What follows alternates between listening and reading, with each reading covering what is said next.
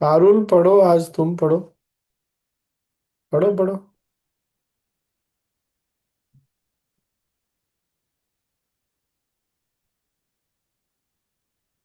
थोड़ा आराम से, हाँ, जल्दी नहीं। हाँ। पढ़ो।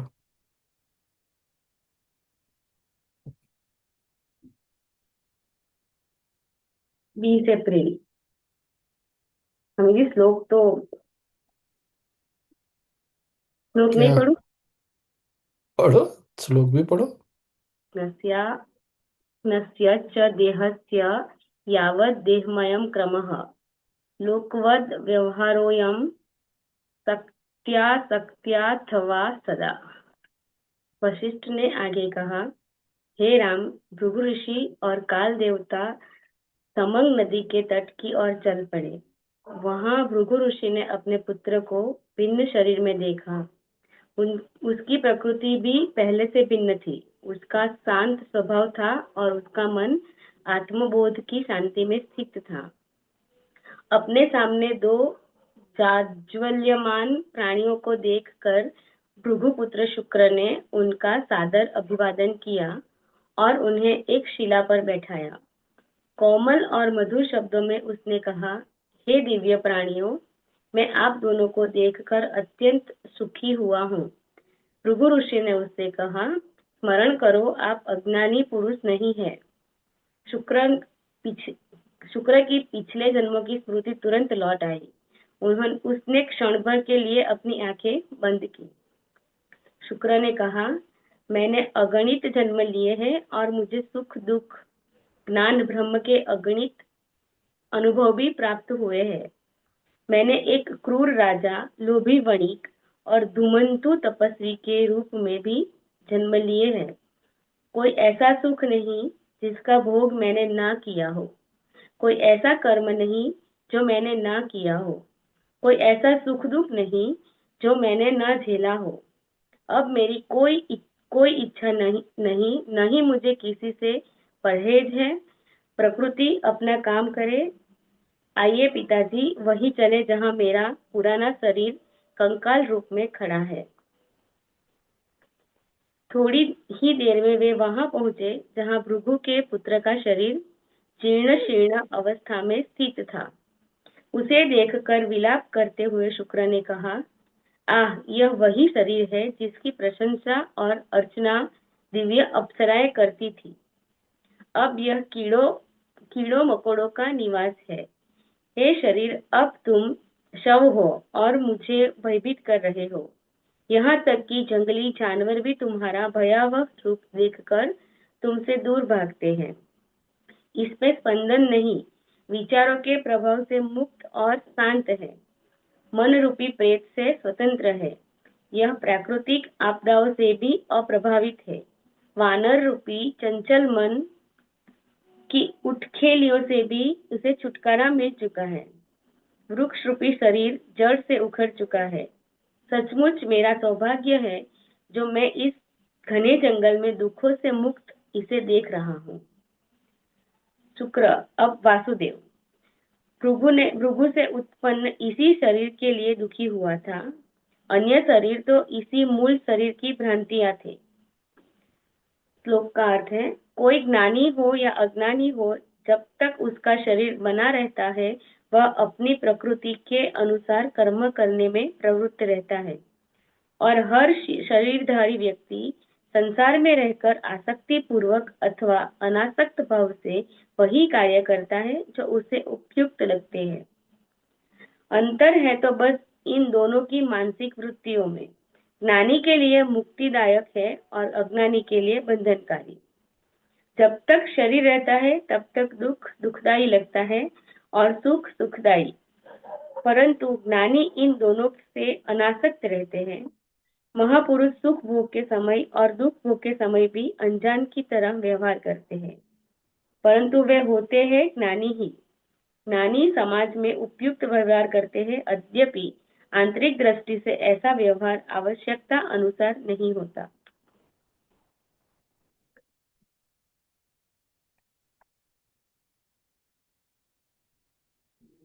पढ़ो पढ़ो। 21 अप्रैल। मत्युपत्रोयम् इति स्नेहो भृगम् हरत तदा परमात्मीयता देहे यावत् आकृति भाविनी। वशिष्ठ ने आगे कहा, तपस्वी वासुदेव को का अपने पिछले शरीर की दुर्दशा संबंधी विलाप सुनकर काल ने कहा, हे भृगुपुत्र, अपने इस शरीर का त्याग करो और अपने दूसरे शरीर में पुनः प्रवेश करो। युग के अंत में अपने उस शरीर को तुम छोड़ोगे और फिर कभी तुम्हें शरीर का बंधन प्राप्त नहीं होगा। इतना कहकर काल वहां से अंतर्ध्यान हो गया। फिर शुक्र ने वैसा ही किया। एक ही क्षण में वासुदेव का शरीर छूट गया और शव हो गया। भृगु ऋषि ने उस पर पवित्र जल छिड़का और कुछ ऐसे मंत्रों का उच्चारण किया जिससे शरीर पुनर्जीवित हो उठा। क्षण भर में ही वह शरीर पहले की तरह युवा और जाज्वल्यमान हो गया। शुक्र अपनी समाधि से उठा और उसने भृगु ऋषि के चरणों में दंडवत प्रणाम किया। भृगु ऋषि ने अपने पुत्र को मृत अवस्था से पुनर्जीवित देखकर प्रसन्नता हुई। भृगु ऋषि अपने पुत्र को मृत अवस्था से पुनर्जीवित देखकर प्रसन्न हुए। श्लोक का अर्थ है, यह मेरा पुत्र है। मोह का यह विचार भृगु ऋषि में व्याप्त हुआ। ऐसा होना तब तक स्वाभाविक ही है जब तक शरीर चेतना बनी रहती है। रुको, शरीर चेतना बनी रहती कि शारीरिक चेतना? शरीर चेतना। अच्छा, फिर से पढ़ो ये वाला लाइन। यह मेरा पुत्र है। मोह का यह विचार भृगु ऋषि में व्याप्त हुआ। ऐसा होना तब तक स्वाभाविक ही है जब तक शरीर चेतना बनी रहती है। यही बात हम लोग 2 दिन से कर रहे थे। पढ़ो, अब आगे पढ़ो। स्वामी जी, एक minute, Bhrigu last sentence repeat करेंगे। शरीर चेतना बन गया, कैसे, क्या बोला उसमें? ये विचार बोलो तब तक। और बोलो, क्या बोला तुमने?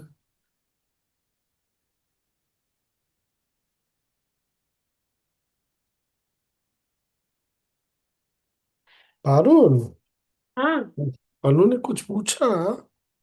यही फिर से पढ़ो स्वामी जी। पढ़ दो, फिर से पढ़ दो। यह मेरा पुत्र है। मोह का यह विचार भृगु ऋषि में व्याप्त हुआ। ऐसा होना तब तक स्वाभाविक ही है जब तक शरीर चेतना बनी रहती है। भृगु और शुक्र दोनों ने मिलकर ब्राह्मण कुमार वासुदेव के शव का अंतिम संस्कार किया। ज्ञानी पुरुष सामाजिक रीतियों तथा परंपराओं का पालन करते ही है। फिर दोनों सूर्य और चंद्र के तेज के समान चमकने लगे। आगे चलकर यही शुक्र दानवों के दीक्षा गुरु बने और उनके पिता की गिनती महान ऋषियों में हुई। कुछ ऐसी ही कथा शुक्र की रही, जिसे एक अप्सरा के मोह में पड़ने के कारण अनेक बार गर्भधारण करना पड़ा। राम ने पूछा, हे पवित्र आत्मा, जिस तरह शुक्र स्वर्ग पहुंचने में सफल हुए, वैसे ही औरों की इच्छा पूर्ण क्यों नहीं होती? हाँ, ये वाला उत्तर बहुत ध्यान से पढ़ो। वशिष्ठ ने उत्तर दिया, शुक्र का मन पावन था। वह उसका पहला शरीर था, इसीलिए उसका मन पुराने शरीरों की विकृतियों से लदा नहीं था। वही मन पावन होता है जिसमें सभी लालसाएं निश्चेष्ट या सुषुप्त होती है। विशुद्ध या पावन मन जो भी इच्छा करता है वह सफलीभूत होती है।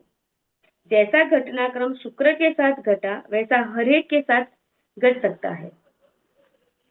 शुक्र को उसके पिता भृगु ने बार बार जन्म लेने के विषय में शिक्षा दी थी। उस शिक्षा से शुक्र की जो मानसिक स्थिति प्राप्त हुई, उसको उसने और अधिक पुष्ट तथा व्यापक बनाया था। जब मन सभी प्रकार की लालसाओं से रहित होता है तो वह पावनता प्राप्त करता है और वही पावन मन मोक्ष को भी अनुभूत करता है।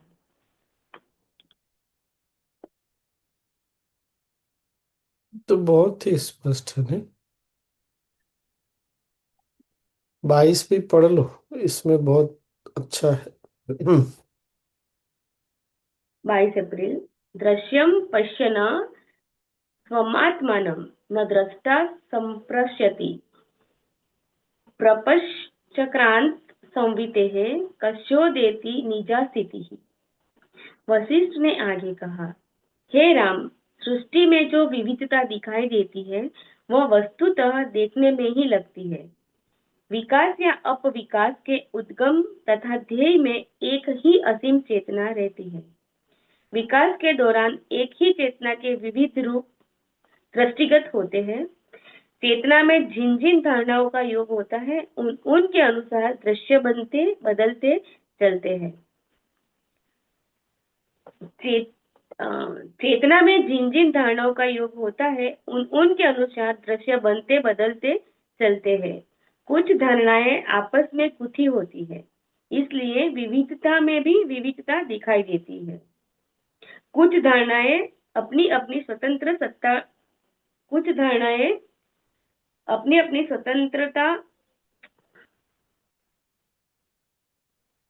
एक लाइन छोड़। परंतु इस प्रकार विविधता में भी विविधता दिखाई देती है। कुछ धारणाएं आपस में नहीं मिलती, परंतु ऐसी धारणाएं अस्तित्व के हर परमाणु में प्रकट होती है और इन परमाणुओं की अपनी अपनी स्वतंत्र सत्ता रहती है।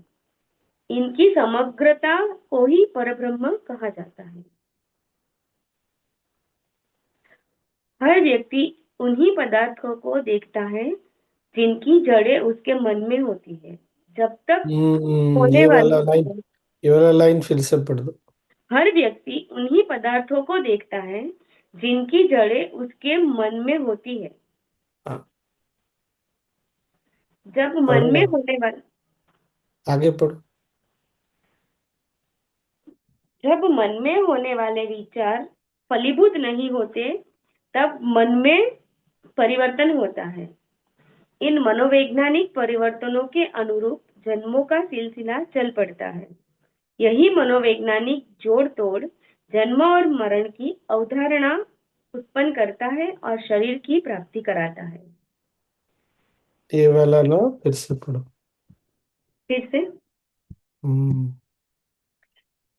यही मनोवैज्ञानिक जोड़ तोड़ जन्म और मरण की अवधारणा उत्पन्न करता है और शरीर की प्राप्ति कराता है। जब इस अवधारणा को त्याग दिया जाता है तब शरीर धारण भी खत्म हो जाता है। हे राम, वृक्ष बीज को फोड़कर निकलता है, अर्थात बीज के नष्ट होने के बाद वृक्ष निकलता है, परंतु ब्रह्म बिना नष्ट हुए ही इस सृष्टि की रचना करता है। इस प्रकार अतुल्य ब्रह्म की तुलना किसी अन्य से नहीं की जा सकती। वृक्ष आदि तो ऐसे पदार्थ हैं जिन्हें परिभाषित किया जाता है, परंतु ब्रह्म का न नाम है और न ही रूप। वह एक ही है और विभिन्न प्रकृति के कारण वैसा ही दिखने लगता है, परंतु अन्य दृष्टि से ऐसा ही होता ही नहीं, क्योंकि यह अनंत है और अविकारी भी। श्लोक का अर्थ है, जब आत्मा पदार्थ के रूप में दिखती है तो दृष्टा नहीं दिखता। जब तक सृष्टि को पदार्थ के रूप में देखा जाता है तब तक आत्मा का बोध प्राप्त नहीं किया जा सकता। जब आप जल के रूप में मरीचिका देखते हैं तब आपको आगे बढ़ती हुई गर्म हवा नहीं दिखती, परंतु जब गर्म हवा को देखते हैं तब आपको मरीचिका में जल नहीं दिखाई देता। जब एक सत्य है तो दूसरा असत्य नहीं होता। जब दृष्टा और दृश्य का विभेद छोड़ दिया जाता है, अर्थात जब उन दोनों को एक वस्तु के रूप में देखा जाता है तो सत्य का बोध होता है। कर्ता से भिन्न कोई ऐसा पदार्थ नहीं होता जो उसे पूर्णतः विभिन्न प्रकृति का न हो। न ही आत्मा को पदार्थ के रूप में देखा जा सकता है। इस दर्शन में विभेद है ही नहीं।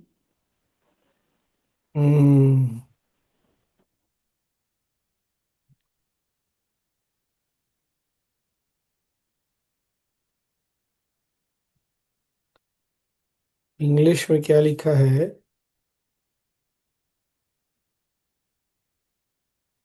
Evolution or involution has the one infinite consciousness at its source and its goal.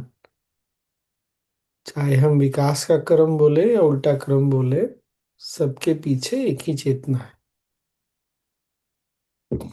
During evolution, there seems to be an apparent diversity in the one infinite consciousness, in accordance with the notions that appear in that consciousness. हमको ऐसा दिखता है जैसा मन में होता है। इनमें से कुछ जो है, जो दिखता है वो आपस में एक दूसरे के साथ मिलते जुलते हैं, कुछ का नहीं होता। उसके बाद जो बोल रहे हैं ना, सेकंड पैराग्राफ से धीरे धीरे फिर से पढ़ो। हाँ। हर व्यक्ति उन्हीं पदार्थों को देखता है जिनकी जड़ें उसके मन में होती है। हाँ, ये याद रखना है, हमको वही दिखता है जो हमारे मन में होता है। फिर आगे पढ़ो। जब मन में होने वाले विचार फलीभूत नहीं होते, तब मन में परिवर्तन होता है। इन मनोवैज्ञानिक परिवर्तनों के अनुरूप जन्मों का सिलसिला चल पड़ता है। रुक जाओ। जब हमारे मन में जो है वो नहीं, उसका फल मिलता तो क्या होता है? जन्मों का सिलसिला चालू हो जाता है। आज किससे मेरी बात हो रही थी? वॉक पे गया था, तो अपने दो डिवोटी आए हुए हैं। तो एक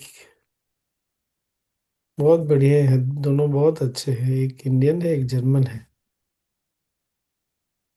तो लड़की इंडियन है, लड़का जर्मन है। तो उसकी सास जो है लड़की की, वो उसको इंडियन होने के कारण नहीं लाइक करती। अब वो ट्रेडिशनली इंडियन है, तो उसको ऐसा लगता है कि कैसे वो मान जाए, मेरे से खुश रहे। जो होता है, हर बहू की इच्छा तो होती ही है। और एक दो दिन पहले उसकी सास ने उसके बेटे को लिखा भी बहुत कुछ। तो दोनों चाहते हैं किसी तरह माँ मान जाए, सुखी रहे। तो मैंने बोला देखो, वो तो उसकी इच्छा है, तुम्हारी माँ की। अगर वो नहीं मानेगी तो तुम कुछ कर नहीं सकते हो। एक होता है इंटेंशन, तुम दोनों का इंटेंशन बहुत अच्छा है, माँ मान जाए, साथ में रहे, अपना ले, पर वो नहीं मानती, तो तुम कुछ कर नहीं सकते हो। और अगर तुम दोनों ने इसको अपने दिल में रिजॉल्व नहीं किया, तो तुमको वापस आना पड़ेगा। अपने ही अंदर की भावनाओं के समाधान के लिए आना पड़ता है।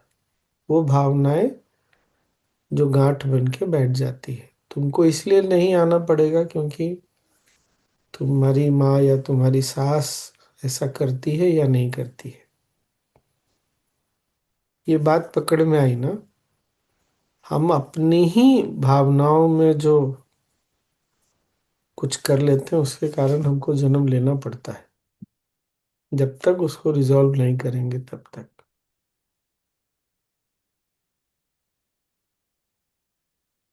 फिर आगे क्या बोल रहे हैं? It is the psychological connection that creates the conviction of the reality of birth and death, जो अभी हम बात कर रहे थे, and in the reality of the body. When this conviction is given up, there is the cessation of embodiment. जब इसको छोड़ते हैं, तब ये सब चक्र रुक जाता है। फिर आगे क्या? और हाँ, यही रुको रुको, मनोवैज्ञानिक जोड़ तोड़ रुको, वो जन्मों नहीं और वो नहीं वो नहीं पढ़ो, वो नहीं। अगले पैराग्राफ में बता रहे हैं ना कि ब्रह्म ना क्या, नाम, बिना नाम और रूप के है, वो पढ़ो। हम्म। हे राम, ब्रह्म। वृक्ष बीज को फोड़कर निकलता है, अर्थात बीज के नष्ट होने के बाद वृक्ष निकलता है, परंतु ब्रह्म बिना नष्ट हुए ही इसी सृष्टि की रचना करता है। इस प्रकार अतुल्य ब्रह्म की तुलना किसी अन्य से नहीं की जा सकती। वृक्ष आदि तो ऐसे पदार्थ है जिन्हें परिभाषित किया जाता है, परंतु ब्रह्म का न नाम है और न रूप ही। वह एक ही है और विभिन्न प्रकृति के कारण वैसा ही दिखने लगता है, परंतु अन्य दृष्टि से ऐसा होता ही नहीं, क्योंकि वह अनंत है और अविकारी भी। हाँ, रुक जाओ रुक जाओ। पहले भी हमने बात किया हुआ है। जो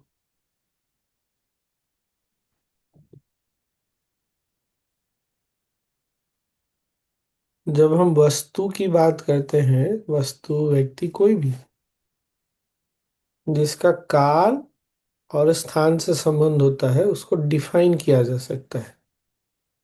जैसे ये लैपटॉप है, इसका एक अपना अलग अस्तित्व दिखता है, पर ब्रह्म का जो है कोई नाम और रूप नहीं होता, और ये ब्रह्म ही अलग अलग रूप और नाम धारण करता है। पर दूसरे दृष्टिकोण से देखें तो ब्रह्म में कोई बदलाव नहीं होता, क्योंकि वो तो हमेशा से वैसे का वैसे ही है। पर जब तक हम वैसा देखते हैं, तब तक हमको ब्रह्म नहीं दिखता। पहले भी बहुत बार दूसरे ढंग से वशिष्ठ मुनि ने बोला है, हम अगर वस्तु देखेंगे तो हमको वस्तु दिखेगा, हम को देखेंगे तो हमको ब्रह्म दिखेगा।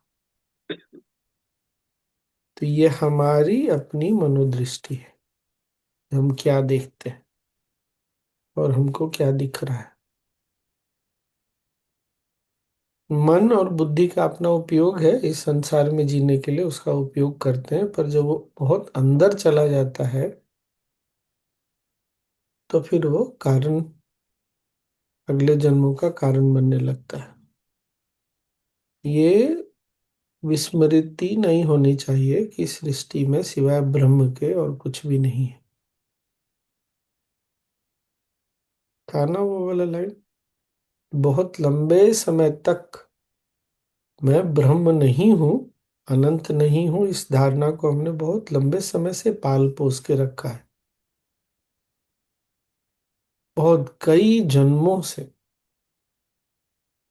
और अब समय है अपने साधना के अनुभव से, ज्ञान के सजगता से बार बार क्या, इस सृष्टि में सिवाय उसके और कुछ नहीं।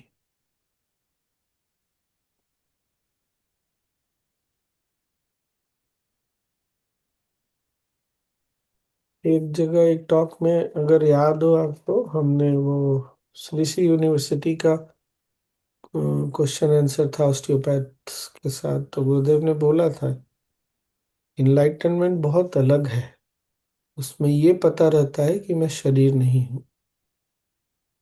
जब तक हम दूसरी चीजों को ब्रह्म से अलग मानेंगे, तब तक अपने शरीर को भी, अपने आप को भी ब्रह्म से अलग मानेंगे।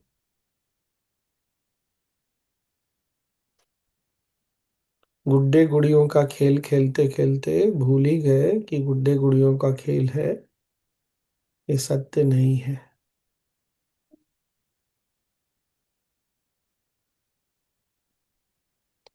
सूर्य को हर दिन उगते डूबते देखते देखते भूल गए कि सूर्य उगता नहीं और डूबता नहीं है, ये हमको ऐसा प्रतीत होता है।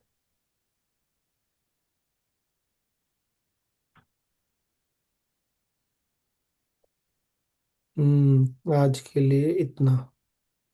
स्वामी जी, यानी अहम ब्रह्मास्मि अहंकार नहीं है, सत्य है। हाँ, इसलिए उसको ब्रह्म वाक्य बोलते हैं ना।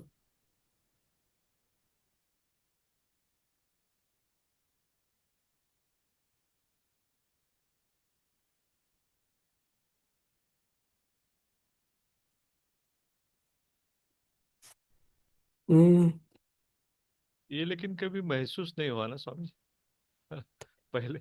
ध्यान में हाँ। जो हमने अनुभव किया है बहुत नजदीक है ना उसके। हम ब्रह्म को क्या कैसे देखते हैं, कैसे समझते हैं, ये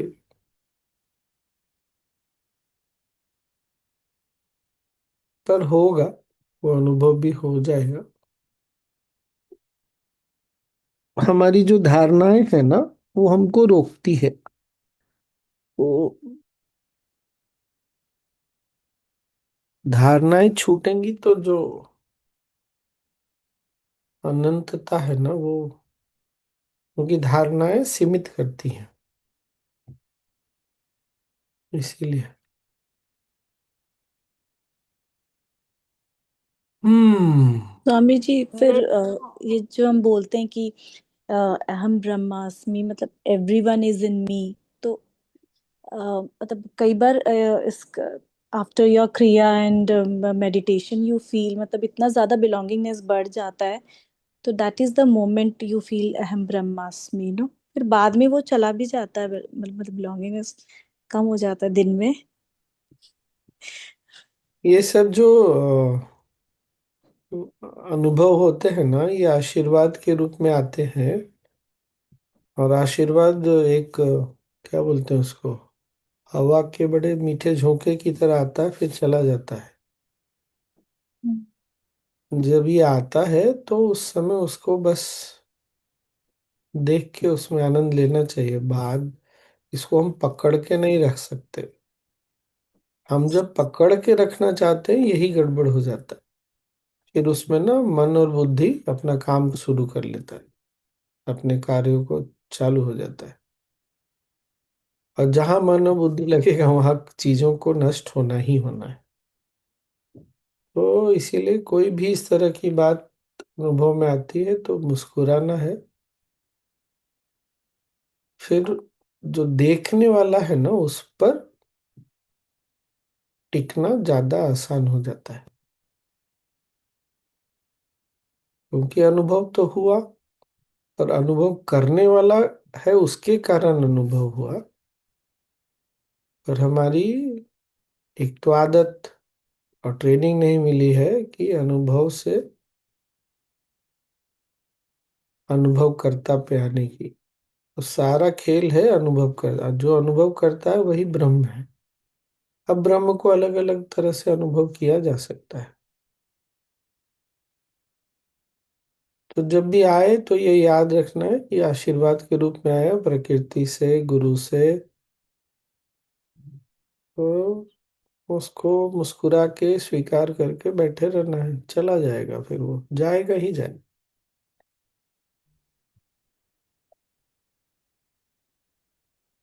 क्या बोले राजू बाबू? स्वामी जी, मुझ में ब्रह्म है और ब्रह्म में मैं हूँ, ये दोनों स्टेटमेंट सच्चे है। दोनों ही सत्य है।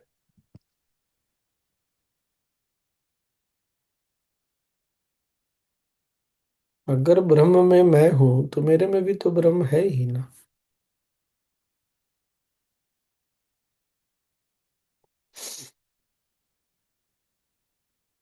इसीलिए बोल रहे हैं, ब्रह्म कोई ऑब्जेक्ट नहीं है, कोई चीज नहीं जिसका अनुभव किया जा सकता।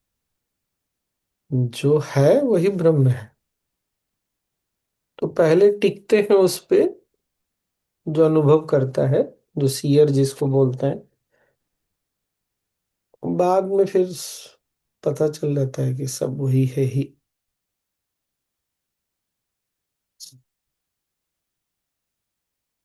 तो अनुभव हो तब भी, नहीं हो तब भी, हम तो हैं ही।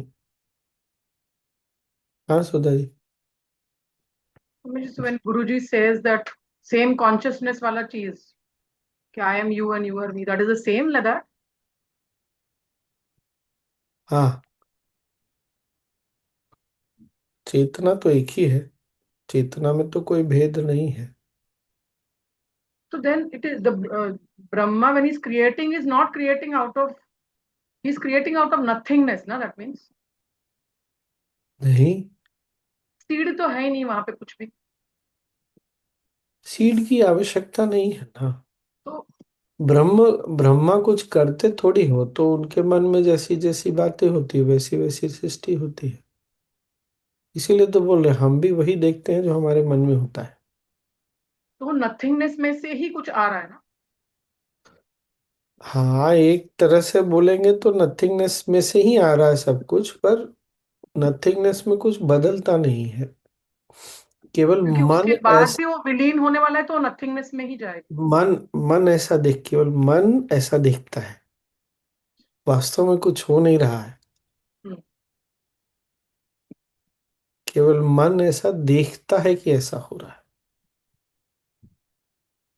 हाँ जैसे जी, ये ना, एक मिनट, ये बड़ा ट्रिकी है, बहुत जबरदस्त है, लेकिन ये है बड़ा मजेदार। क्या बोल रहे हैं जैसे जी? जी वो गुरु जी जो एनलाइटन की डेफिनेशन बोलते हैं ना, somebody to nobody, nobody to everybody. Everybody, हाँ। तो ये सिंपल ब्रह्म की व्याख्या हो गई है ना। हाँ। हम ब्रह्म में स्थित होने का सिंपल फॉर्मूला। हाँ, लेकिन ये जब क्या बोल, महसूस करना या अनुभव करना। ये अनुभव हो जाता है, जब धारणाएं छूटती है ना, मैंपन की छोटी धारणाएं, तब अनुभव में आएगा ना। जब तक हम छोड़ेंगे नहीं तब तक कैसे होगा।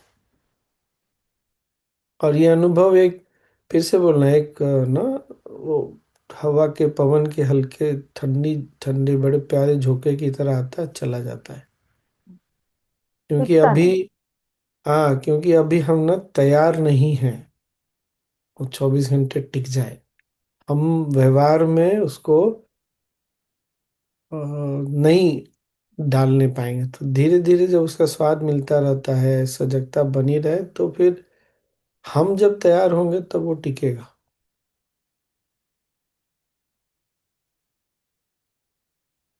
तो उसके लेकिन लिए ये अभी तैयारी तैयारी ये चल ब- रही है। हाँ, ये ट्रैवल बहुत दिखने में सिंपल लगता है। समबडी टू हाँ। Nobody, nobody to everybody. और बट वो गुरुदेव की नोबडी, नोबडी होना बहुत गुरुदेव की सारी चीजें देखने में, सुनने में बहुत सिंपल ही लगती है। सिर्फ एक एक वर्ड है, सिर्फ एक एक वर्ड। अभी मैं वो स्वयं जो बताया था ना मैंने कल, तो उसमें मीमांसा दर्शन सुन रहा हूँ, तो अलग अलग शैली होती है किसी भी शास्त्र के लिखने का। एक जो है शैली जो हम जानते हैं, सूत्र। तो बता रहे थे, सूत्र में मुख्यतः ऐसे बोलते हैं कि गागर में सागर, जो हमारे यहाँ बोलते हैं। अब गुरुदेव जो बोलते हैं वो एक सूत्र है, बहुत बार सूत्र के रूप में वो देते हैं, उसमें सब कुछ भरा हुआ है, लेकिन देखने में लगता है जैसे कि हाँ, समबडी टू नोबडी, वही समबडी छूटता नहीं। नोबडी तो जय राम जी की। नोबडी तक ही पहुंचते नहीं है, तो एवरीबडी कहाँ बनेंगे। हाँ, वही तो बात है। अमित जी, एक बार गुरुजी ने बोला था कि अपने लिए ना, कि ना कोई यहाँ छाप है ना कोई छवि है। सो देर इज जीरो संकल्प हियर। हम एक दर्शन लाइन में खड़े थे, ही सेड, अपने को दिखा के, देर इज अ जीरो संकल्प हियर, अपने आप को दिखा के। हाँ, करेक्ट। पर गुरुदेव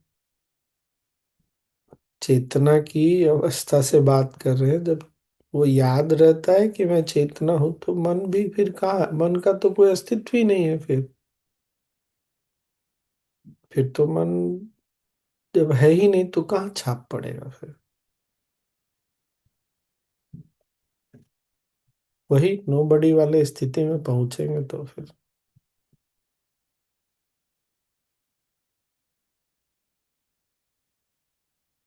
कितना कुछ छोड़ना पड़ेगा ना स्वामी जी नोबडी बनने के लिए। बहुत छोड़ना पड़ा, सोचेंगे तो। बहुत। मैं और मेरा, एन नंबर। मुख्य रूप से यही छोड़ना पड़ता है कि ये मेरा है और ये मैं हूँ। मैं छूटेगा तो मेरापन छूटेगा, मेरापन छूटेगा तो मैं छूटेगा।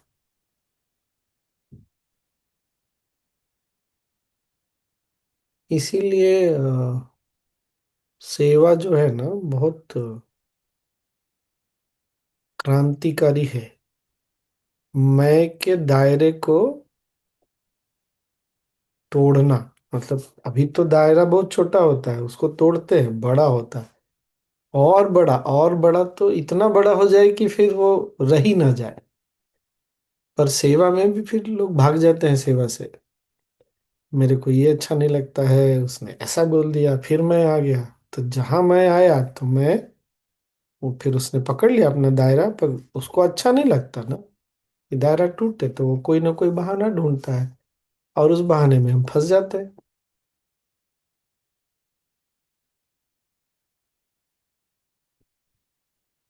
इसीलिए बीच बीच में आश्रम में या बड़े बड़े सत्संग में भारत में ना बैठना चाहिए। क्यों? जहाँ बैठे हैं 40-50 हजार लाख लोग, वहां आपका क्या अस्तित्व? कुछ भी नहीं है। आप कितने भी 30 बार खाए हैं, बैठे रहिए वहां, क्या पता चलता है कौन बैठा है कौन नहीं बैठा है।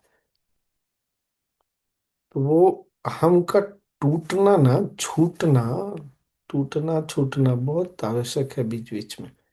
ध्यान में बस यही होता है, अहम छूटता है, केवल एक हल्की सी उसकी आभास रह सकती है।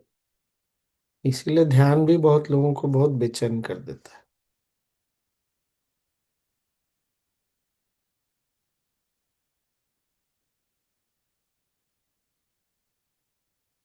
खैर,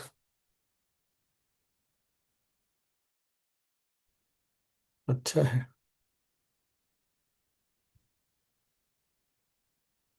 टीचर बनते हैं, ऑर्गेनाइजर बनते हैं, तो दूसरे का भी ना दर्द अपना दर्द जैसा दिखने लगता है। तो एक तो है कि दर्द में बह जाना, जैसे हमारे राहुल जी हैं। दूसरे का दर्द दिखता है तो उनको लगता है पूरा दर्द का समाधान राहुल जी ही करेंगे। माँ बाप को भी यही लगता है, बच्चों का दिखता है या अपने क्या लगता है, बस अब तो हम ही को करना ही पड़ेगा। तो वो उस चक्कर में ना फिर हम भी फंसते हैं, सामने वाला भी फंस जाता है। फिर धीरे धीरे, पर जब तक इस ये स्टेज बोलेंगे, क्या बोलेंगे, हाँ वो एक स्टेज को यहाँ हिंदी में क्या बोलेंगे कि ये भी एक स्टेज है। अवस्था। पड़ाव या पड़ाव टाइप से एक है। इससे हर व्यक्ति को गुजरना पड़ता है, गुजर के बाहर निकल के फिर वहां आना पड़ता है कि दूसरे का दर्द अपना होता है, पता चलता है। जो दिख रहा है कुछ कर सकते हैं तो करते हैं, नहीं कर सकते हैं तो छोड़ देते हैं, और करके भी छोड़ देते हैं। तो ये हर चेतना को इससे गुजरना पड़ेगा। तो आर्ट ऑफ लिविंग में आने से नहीं, ये बहुत तेज हो जाता है। इसलिए भी बहुत प्रॉब्लम होता है आर्ट ऑफ लिविंग में सब। It becomes very difficult to detach जब सफरिंग देखते हैं, या या घर करेक्ट। घर में एंड आउटसाइड बोथ, मतलब वो डी अटैच करना बहुत मुश्किल होता है। डी अटैचमेंट जो है ना, वो अपने आप हो जाए तो बहुत सुंदर है।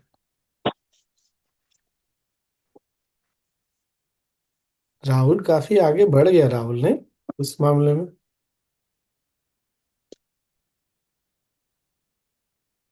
संगत का असर स्वामी जी, और कुछ हाँ स्वामी जी, कल मेरी और राहुल भाई की यही बात हो स्वामी रही जी के थी। साथ रह रहे बहुत के छूटा है।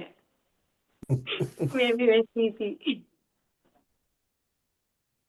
हम्म, तो मैं भी गुजरा हूं ना इस चीज से, तो पता चलता, हाँ देखा है ये सब होता है, ये पता है।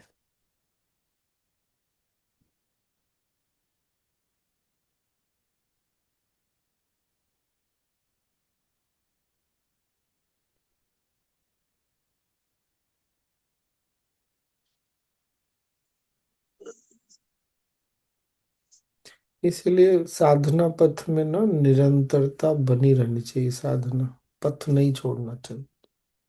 जितना हो सकता है करना चाहिए, जो नहीं हो सकता है कोई बात नहीं, आज नहीं हो पा रहा, नहीं हो पा रहा।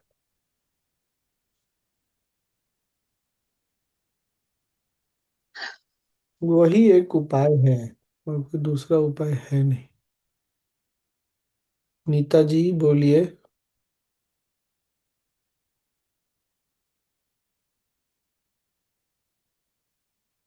हम्म। जी स्वामी। कुछ बोल रही नहीं, हैं? नहीं स्वामी, पर ये अवस्था से मैं पार नहीं पा रही हूँ स्वामी जी।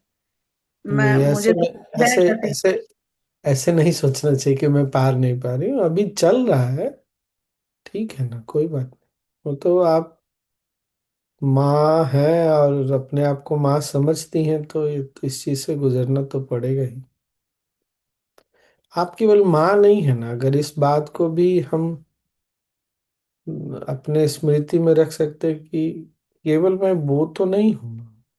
अपने ही जीवन को इमोर्टेलिटी प्रोसेस करते हैं, अमृतत्व की प्रक्रिया देखें तो भी इसका समाधान मिल जाता है। होता है कोई कोई एक रोल बहुत हावी हो जाता है, आप अकेले नहीं हैं। हम सब लोग उसी जगह हैं, कोई एक रोल जीवन का बहुत हावी हो जाता है, भारी पड़ जाता है। पर ये याद रखिएगा, आप केवल माँ नहीं है ना, पहले भी हमारी बात हुई है।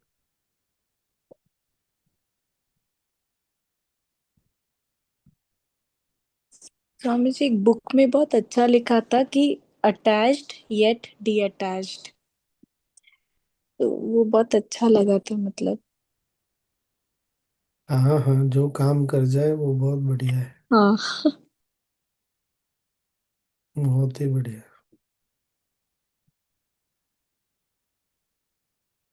इसीलिए हमारे यहाँ किसी चीज को नीचा नहीं गिराता। इच्छा भी उठ गई तो कोई बात नहीं, नहीं। इसलिए गुरुदेव बोलते हैं ना, इच्छा भी एक शक्ति है, अटैचमेंट भी। अरे जीवित है, चेतना है, चैतन्य है, तभी तो है ये सब चीज। पर हाँ, पर अब ये बहुत भारी पड़ रहा है, तो भारीपन से निकलने के लिए फिर साधना, ज्ञान, सेवा, सत्संग भी बहुत काम आता है।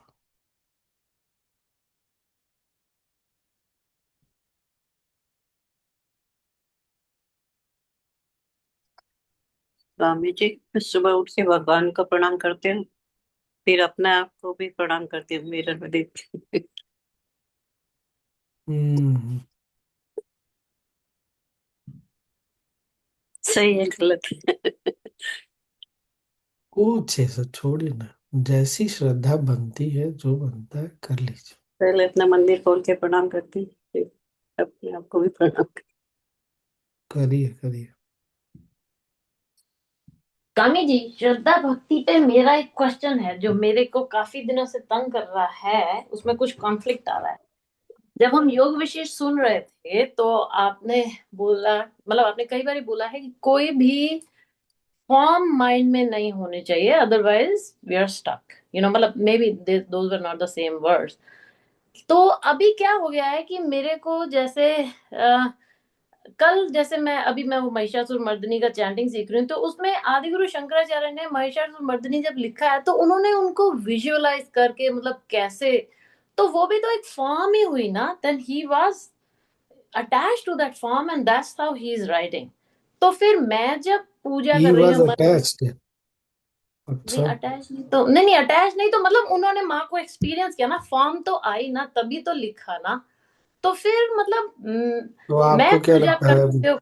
महिषासुर मर्दिनी देवी का वही एक रूप है और कोई दूसरा रूप नहीं है? नहीं नहीं, बड़े सारे होंगे, पर मतलब what I am trying to say कि जब हम किसी की स्तुति लिख रहे हैं तो वो फॉर्म को जब डिस्क्राइब कर रहे हैं तो उन्हें वो फॉर्म व्हाट हैपन है। मैं हाँ। मैं मैं कर रहा हूँ, डोंट वरी। अच्छा अच्छा। सुनिए सुनिए। हाँ जी। ऐसा है, वो कहानी हमने पहले भी सुनी है, फिर से। ये एक लाइन है, इसको छोटा, बिना टच किए कैसे छोटा कर सकते हैं? अरे वो बड़ी लाइन खींच के। आदि गुरु शंकराचार्य जी अपने लिए थोड़ी कर रहे, तो हमारे लिए कर रहे हैं ना, कि तो जहां मतलब तुम्हारा मन अटका है उससे निकालने के लिए देवी को इस रूप में देखो। ओके। तो ये नहीं समझ लेना है कि तो देखो ना, मतलब ही वांटेड अस टू सी अरे देवी इन दैट फॉर्म। भाई, एक मिनट। हाँ, समझाइए प्लीज। गुरुदेव ने बताया ना, माँ का एक रूप है छिन्नमस्ता, जो रांची के पास मंदिर है। चिन्मस्तक। अरे मैं केवल आपको नहीं बोल रहा हूँ भाई, पर्सनली तुरंत नहीं लेना चाहिए सारा बात को। माँ का एक रूप है, तो मतलब नहीं समझ तंत्र आया, में। इसलिए पूछ रही हूँ कि अरे उसका मतलब। नहीं समझने की जरूरत है, सुनिएगा तो समझ आए। इतना थोड़ा धैर्य भी तो रखना चाहिए ना। जब मन से नहीं छोड़ पाते तो तंत्र में एक उपाय है, जिसमें ऐसा देखते गुरुदेव ने कराया ना कि तुमको सामने वाले से बहुत ज्यादा नफरत है, तो ऐसा देखो कि उसका सर नहीं है, केवल शरीर है। तो क्या करोगे फिर? मन इतना जड़ हो गया है कि और उसके पास अब कोई उपाय नहीं बचा है। तो ठीक है, अभी उन्होंने देवी माँ को सिर्फ महिषासुर मर्दिनी के रूप में तो देखा नहीं है, कितने सारे रूप में देखा है। लिंगाष्टकम भी उन्हीं का लिखा हुआ, आत्माष्टकम भी उन्हीं का है। तो उन्होंने एक ही शक्ति को अलग, अब उन्होंने ऐसे दिया तुमको जिससे भी लगाव हो जाए, जो भी तुम्हारे लिए काम कर जाए तो कर जाए। तो महिषासुर मर्दिनी के रूप में जो पूरी सृष्टि में व्याप्त है, वो तो उसको तो किसी भी रूप में देखा जा सकता है। मतलब पहले रूप में खो जाओ, फिर उससे शायद भगवान बाहर निकाल ही ले, दैट्स ऑल। वही पूछ रही हूँ। रूप में खोने के लिए नहीं बोल रहे हैं, वो देवी की स्तुति है, देवी पे ध्यान देना है, तब देवी मन को संभालेगी।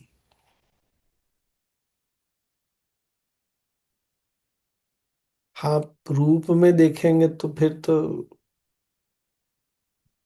महिषासुर इस मर्दिनी रूप तो में है। मतलब उन्होंने जैसे माता के बताया, माता के नुपुर ऐसा करते हैं, माता के कुंडल ऐसा करते हैं, so it's like okay, visualisation is happening here. तो मुझे सब कॉन्फ्लिक्ट आ गया दिमाग में कि हमने तो रूप को वो नहीं करना है, तो फिर मतलब हम देख कैसे लीजिए, इसके कोई बात नहीं, तो फिर कर लीजिए, रूप में ही मतलब उनको उसके देख पार लीजिए। कैसे जाएं। ठीक है, आपको अभी अच्छा लग रहा है, उसी में टिके रहिए। कॉन्फ्लिक्ट जो है वो भी ब्रह्म ही है, तो ज्यादा उलझो मत। करेक्ट। जो अच्छा लग रहा है उसी में टिके रहिए, उसको छोड़िए मत। अभी जहाँ है जो है। बोलते हैं ना, जिसकी बारात उसके अभी अभी नवरात्रि है, तो देवी की आराधना कर रही है तो करते रहिए। फिर शिवरात्रि आएगा तो थोड़ी देवी की बात होगी।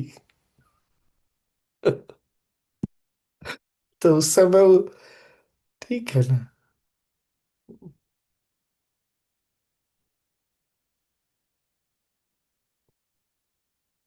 स्वामी जी, हम्म। जैसे आपने बोला कि कोई भी एक्सपीरियंस एज अ आशीर्वाद आपको आता है और चला जाता है, और आपने ये भी बोला कि उसके अंदर उसको पकड़ने की कोशिश ना करें, पर कहीं ना कहीं मन तो उस चीज को वापस ढूंढता ही है। हाँ तो तो मन, वही तो है, मन मन से। तो नहीं। मन को छोड़ेंगे तो मन ढूंढना भी छोड़ देगा। पता है कि मन का तो स्वभाव यही है, यहीं से तो राग और द्वेष शुरू होता है ना। जो नहीं है उसकी इच्छा। हम्म, तो ये तो मन यही तो काम करता है, जो नहीं है हमेशा उसकी इच्छा करता है, जो है उसको देखता नहीं है। अगर ये सब आशीर्वाद के रूप में आया तो तुम्हारे जीवन में, हमारे, तुम्हारे मतलब हम सबके जीवन में जो कुछ है सब कुछ ही तो आशीर्वाद है। भाई ये घर भी तो आशीर्वाद ही है, परिवार भी आशीर्वाद है। तो ऐसे देखेंगे तो आशीर्वाद कब नहीं रहा हमारे साथ। हाँ, ये थोड़ा जड़ सा दिखता है, पर जड़ तो नहीं है।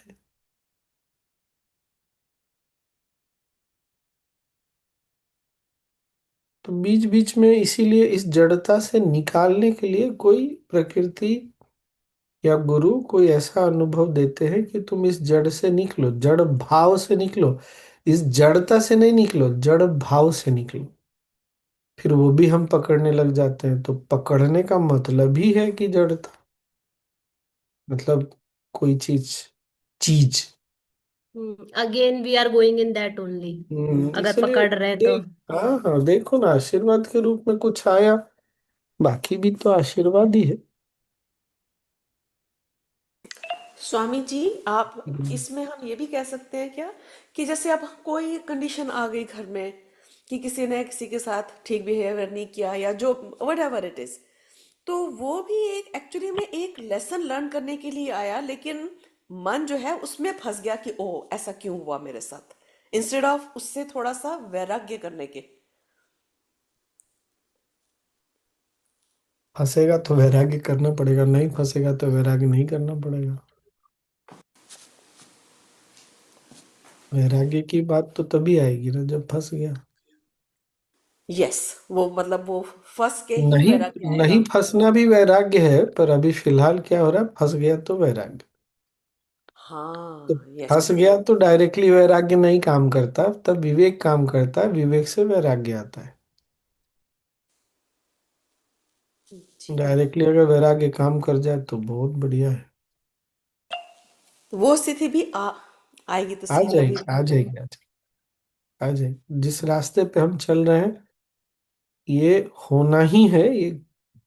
और ऐसा नहीं कि अभी तक हुआ नहीं, हुआ है।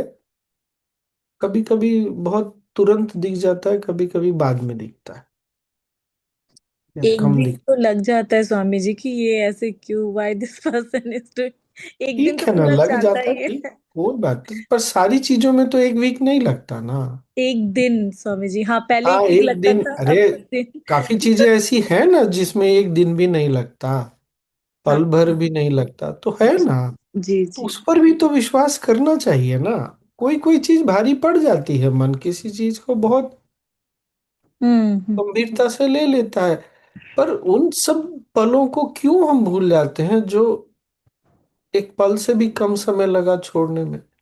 उसको जब याद रखते हैं ना, उस पर भी ध्यान देते हैं, तो क्या होता है, अपनी शक्ति पर, अपनी क्षमता पर विश्वास बढ़ता है। हम्म।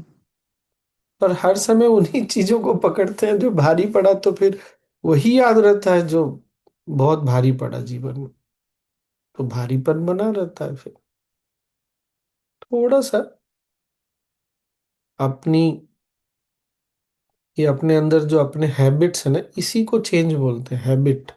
अपनी हैबिट्स को, अपने एटीट्यूड को चेंज हम कर सकते हैं, इसको एटीट्यूड चेंज करना बोल सकते हैं, पर वो हमको करना पड़ेगा। स्वामी जी, हम्म। जब ऐसा कुछ होता है, कुछ भारीपन लगता है ना, तो आपकी एक बात याद आ जाती है, तो क्या हो गया, और तुरंत उसमें से निकल जाता। हम्म। मेरे साथ बहुत बार ऐसा हुआ है, और वही बात से मैं बाहर निकली हूँ। क्या हो गया उसमें। हम्म। मैंने भी यही देखा ना कि अरे जिंदगी में इतना बार तो हम तनाव में फंसे, राग द्वेष में फंसे, छूटा ना, बहुत सारा छूट गया, कुछ छूटना बाकी, कोई पहली बार थोड़ी हो रहा है। क्यों इतना सीरियसली लेना, निकल जाएंगे इससे भी। और कुछ नहीं तो जीवन ही छूट जाएगा, सब चीज समाप्त हो जाएगा। क्या है,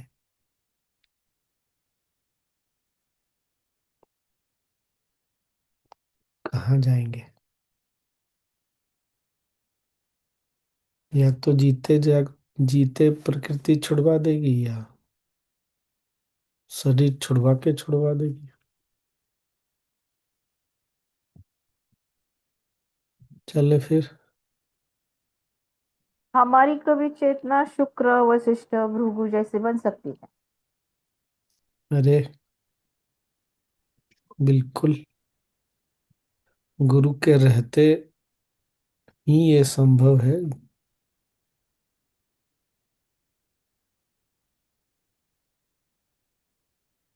क्योंकि उनकी गुरु देखो ना, सब। ये वो योग वशिष्ठ पढ़ते पढ़ते लग रहा है कि वो कितने पहुंचे हुए हैं। और छोटा सा एक वो सेंटेंस कि यह मेरा पुत्र है, एक हाँ, विचार, है ना।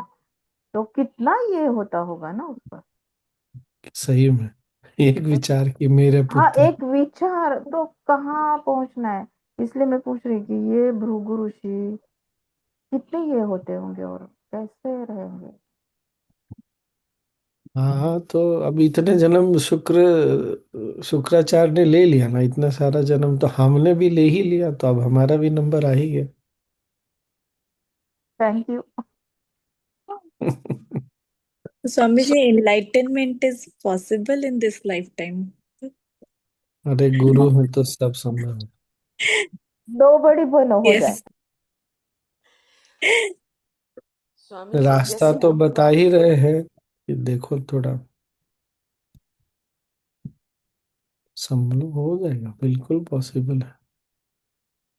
पर हम लोग इनलाइटेंड हो जाएंगे तो कौन हमको सर्टिफिकेट देने आएगा कि तुम इनलाइटेंड हो गए? गुरुदेव तो आके बोलने वाले नहीं, सुनो तुम इनलाइटेंड हो गए, अच्छा करोगे, फिर इनलाइटेंड हो गए तो क्या करना है? स्वामी जी, खाना पीना। you are enlightened ना स्वामी जी? अरे खाना पीना छोड़ देंगे, इनलाइटेंड हो जाएंगे, क्या करेंगे? हंसना रोना गाना सब छोड़ देंगे क्या? स्वामी जी, क्या कैसे बदलने पता वाला है? कैसे चलेगा स्वामी जी कि वही तो ये वही तो बात है, कौन सर्टिफिकेट देने आएगा कि इनलाइटेंड हो गए? तो कैसे पता चलेगा? छोड़ो ना, आराम से जियो जैसा है सब, बस खुश रहो ज्यादा से ज्यादा। जब मन करे तो गुस्सा लो, फिर खुश हो जाओ। दुखी होने का मन है, दुखी हो लो, फिर खुश हो जाओ। हो गया फिर। पहले मिस्टर को पूछो।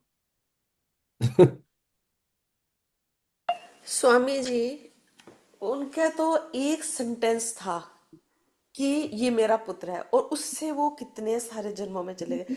हम मैं अपनी बात करूं, मतलब मैं तो दिन में 1000 बार शायद ये मेरा पुत्र है, ये मेरा पति है, ये मेरा घर है, मतलब मेरा उसी में रहते तो पता नहीं कितने करोड़ों जन्म होंगे फिर तो।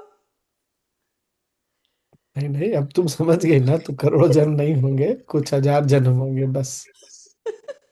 तो अच्छा, इस विचार को कैसे संभालें कि अब आ गया, मेरे को पुत्र भी दिख रहा है, सब कुछ दिख रहा है, तो मैं मत क्या संभालो, मत संभालो। जो आ गया, जो हो गया, उसको छोड़ दो, आगे बढ़ जाओ। नहीं, वो आगे बढ़ने वाला लेसन ही पूछ रही हूँ कि अब मेरे विचारों को कैसे मैं मोल्ड करूं। मत संभालो ना, वो सब यहाँ साधना से ज्ञान से संभल ही रहा है। अब जागृति आ गई ना, कुछ करने, जागृति आ गई, सजगता आ गई, कुछ करने का विचार छोड़ दो, छूट जाएगा। जी। आज से प्रैक्टिस करो छोड़ने की। मन को मन से नहीं जीता जा सकता। मन के मन को जीतने के लिए ज्ञान है, साधना है, सत्संग है, सेवा है। ये सोच के कि मैं मन के ऊपर इससे नहीं होने वाला, मन से संघर्ष नहीं करना है। ये पहले भी बहुत बार बात हुई है, किसी टेक्निक से ही मन से निकला जा सकता। इसीलिए साधना भी है, ज्ञान भी है। सत्संग में भी निकलता है मन, सत्संग से भी निकलता है, सेवा से भी निकलता है। इसीलिए हर चीज को पकड़े रहना है, और गुरु को भी। जो बहुत भारी पड़ेगा उससे गुरुदेव निकाल लेंगे, ये विश्वास के साथ।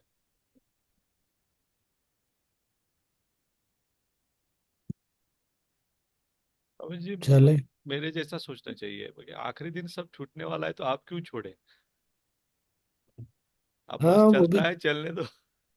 वो भी ठीक है। हाँ सब, जैसे आपने कहा कि वो बच्चे हाँ, आशीर्वाद है, घर आशीर्वाद है, तो घर वाली थोड़ा डाउट, अब उसके उसके बारे में स्वामी जी डिबेट होना चाहिए। डिबेट नहीं, वो तो परम आशीर्वाद है। मैं बोल वो है तो ये आप